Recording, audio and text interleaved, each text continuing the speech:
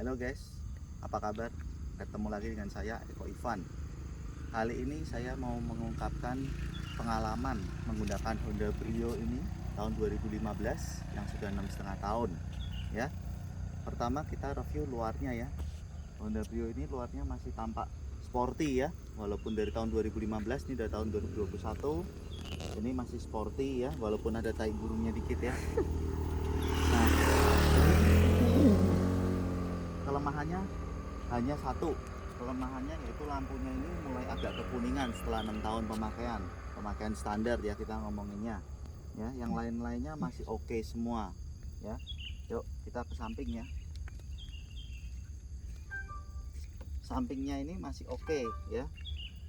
Kita hanya perlu penggantian mungkin bannya karena udah usia. Ini kita udah kurang lebih 3 kali ganti ban ya. Nanti saya kasih rekomendasi di terakhir ban apa yang baik ya.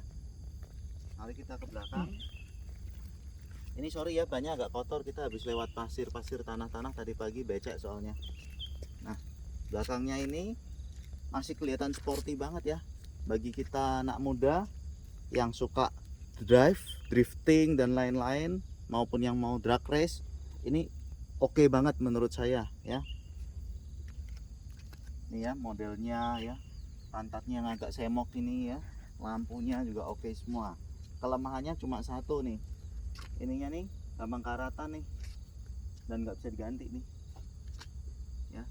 Kalau yang depan kelemahannya tadi ada satu juga sih, yaitu di wipernya, tiang wipernya yang sini nih gampang karat. Tiang wipernya ini gampang karat. Ini kita udah cat lagi tapi ya tetap masih agak karat lagi dikit sih nih ya, gampang karat ya. Yuk kita ke dalam, gimana sih interiornya setelah 6 tahun pemakaian. Jujur saja kalau masalah interior tergantung pemakai ya. Nah kalau punya saya masih terbilang cukup oke lah ya, masih mulus ya, jarang scratch, ada scratch sedikit lah ya. Untuk membuktikan nih udah 5 tahun juga, kita lihat kilometernya, pemakaiannya juga stabil ya. Tuh udah 128 km ya. Nah, konsumsi bahan bakarnya gimana? Konsumsi bahan bakarnya kalau kita pakai sekitar 14,2 km per liter ya. Ini dalam kota maupun luar kota ya, beda-beda dikit. Nah sekarang untuk reviewnya. Nah untuk setirannya Brio ini cukup enak sekali. Walaupun sudah 6,5 tahun saya pakai Brio ini, handlingnya masih enak banget ya. Nah ini juga kita dapat sun visor ya, ini yang agak kotor-kotor dikit nih, enggak belum salonin ya. Ini ada kacanya ya.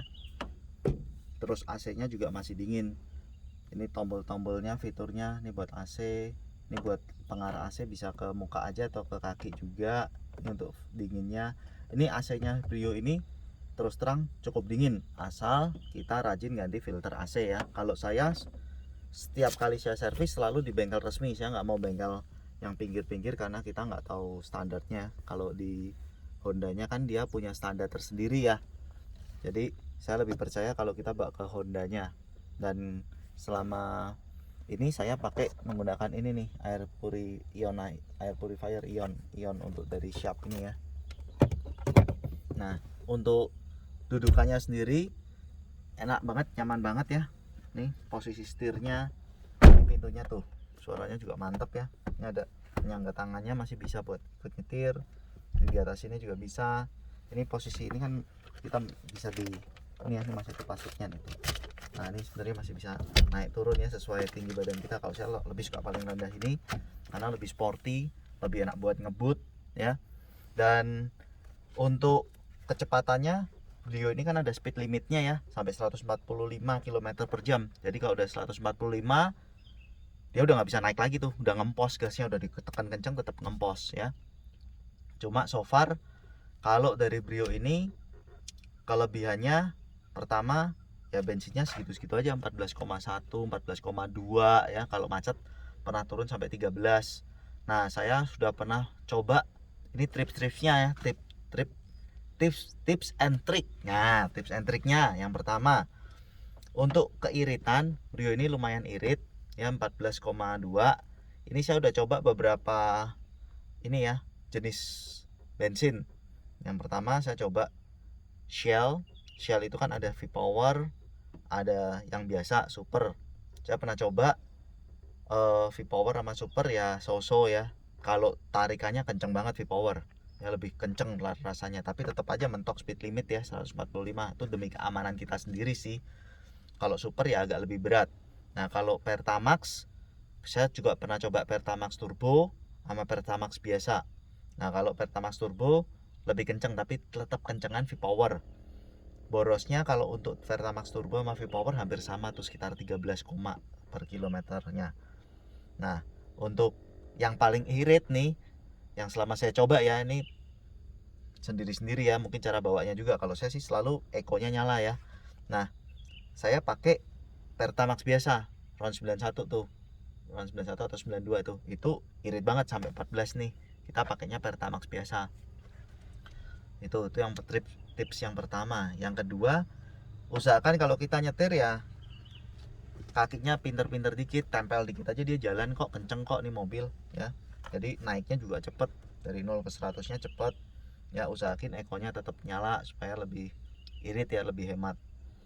Terus pindah giginya juga jangan terlalu sering dipindah-pindah lah, kan kita di D aja cukup, kecuali tanjakannya tajam atau turunan tajam baru kita turunin ke D3 atau 2 atau 1 ya.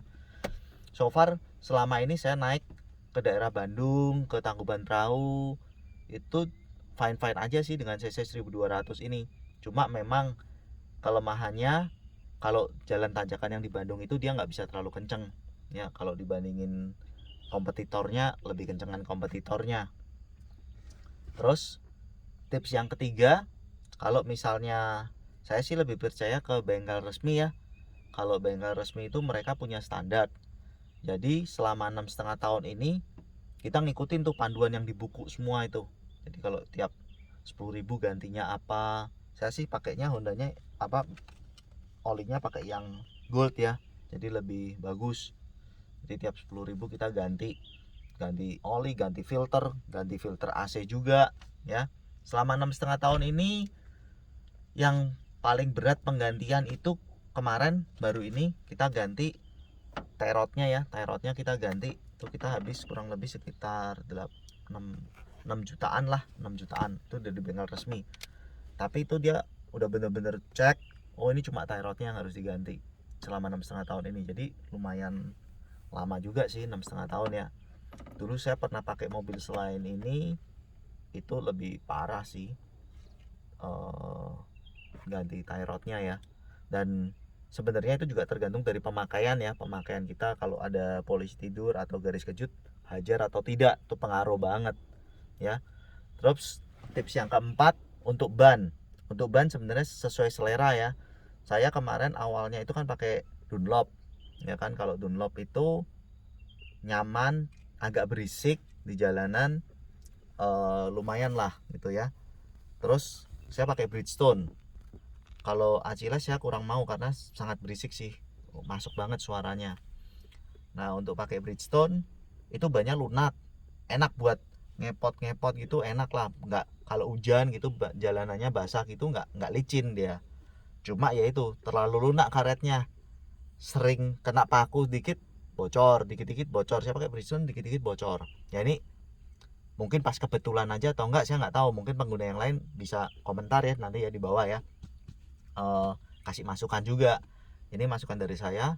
Terakhir kita coba pakai Michelin, cari aja yang promo, nggak usah yang tahun paling baru juga boleh. Dia kan dia punya jaminan 6 tahun tuh kalau Michelin, bahwa bannya tuh kuat sampai 6 tahun.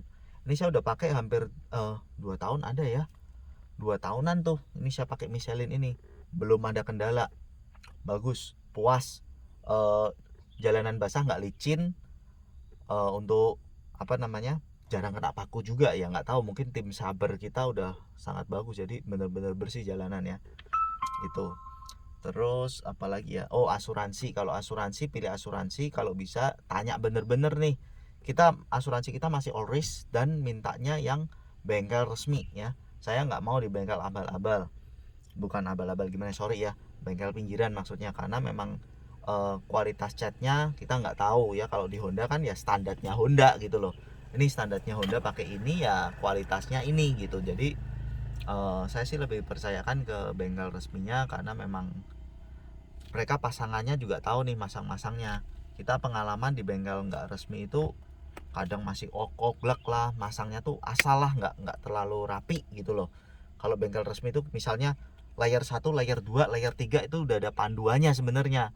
Kadang di bengkel pinggir tuh ya nggak semua bengkel pinggir ya, ini yang saya pernah ketemu itu kadang mereka tuh nggak pas masangnya layer 1, layer 3 dulu baru layer 2, padahal itu udah ada panduannya dan harus diikutin sebenarnya.